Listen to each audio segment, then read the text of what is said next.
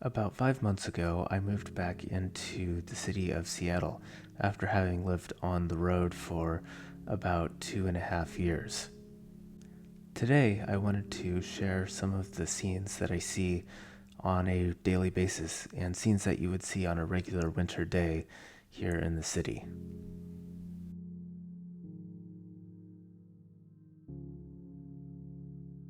Despite efforts to move away from the city for over a decade, I keep finding myself moving back into Seattle, and there are a lot of good reasons for that.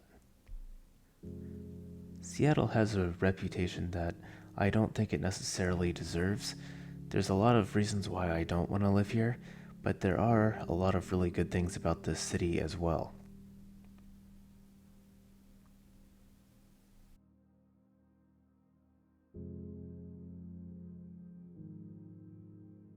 Seattle's location geographically is pretty amazing. It's surrounded by water on two sides, and beyond the water, there's mountains on both sides of the city. The city itself is very hilly, so it doesn't take much to find a really amazing view. However, most people don't move to Seattle for the view. They move to Seattle for work. And there are only a few industries that are really doing well these days in Seattle. Of course, the tech workers, and there's lots of those, biotech, and of course, other types of healthcare fields. And those workers all need basic necessities, and they all want luxury goods, things like that. And so the rest of the workers, including myself, are essentially here to support those types of workers. And because this area has such a strong economy, it's relatively easy to find work. And most of that work definitely pays more than you can get in a lot of other parts of the country. Add to that, a lot of the city is actually very easy to live in as well. There are a lot of neighborhoods in the city, and for example, in my neighborhood, I have 5 grocery stores within easy walking distance. And these are all large, major grocery stores with tons of business.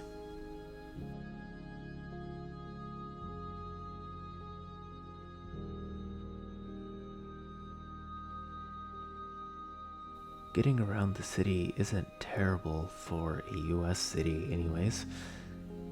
Driving around can be extremely difficult during normal working hours, but there are lots of transit options, lots of trails, bike lanes to ride or walk on, and it makes living in the city actually fairly easy as long as you're not really trying to go anywhere. In fact, I was able to find a job within a 2-mile distance of my apartment, and because of that, I almost don't need to drive ever. I can walk to the grocery store easily, and although there's a very steep hill between my apartment and my workplace, I still can get there fairly easily by bike.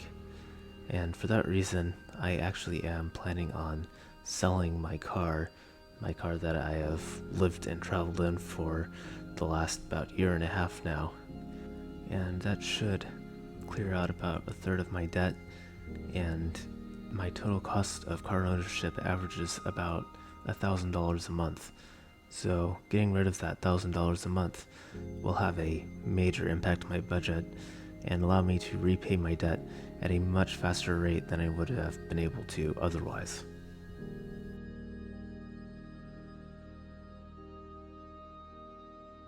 So Seattle is a really decent place to work. So if your life revolves around working and you live simply to work, Seattle might be a decent place for you. However, Seattle also has a lot of shortcomings, and it's not really all that you hear in the media. The media likes to focus a lot on the homelessness, the drug epidemic that you can see very visibly in the city, and the ineffective Seattle City Council. And while that is all a fair criticism of the city, I've seen homelessness, drug addiction, and ineffective city councils all over the country. I've driven across the country twice in two different directions in the last year and a half, and in some ways Seattle's worse, and in some ways it's better. But I wouldn't say the situation is really that dramatically different from any other city, or even a lot of rural and remote areas.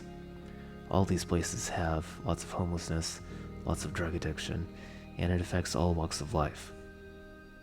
The biggest problem that I have with Seattle, and the reason why I've been trying to leave, is because of two main things.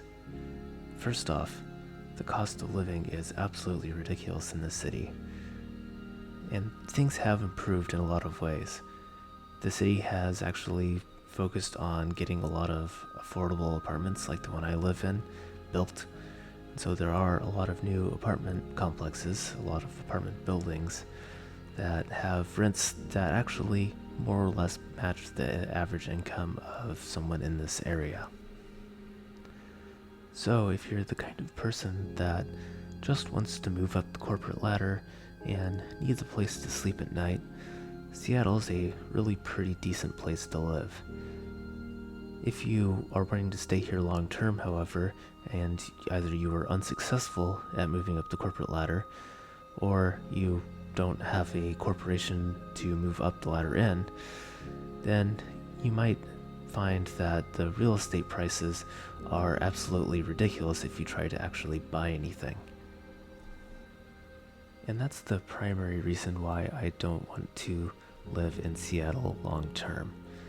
It's just too expensive to do any of the activities that I am interested in, and other parts of the country and other parts of the world are far more affordable. The second reason why I really don't like Seattle is the people. On average, I would say people here are not friendly.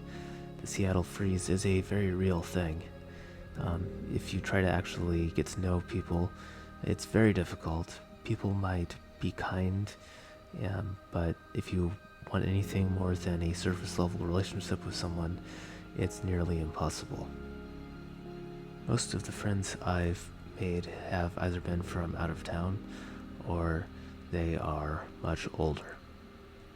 So like a lot of the younger people here, I'm just here to work as much as possible, save up my money, and then find somewhere better to live. At least this city still has a lot of very interesting boats hanging around, and there still is a culture of boat building and boat restoration around here that I can use for inspiration on building my future home.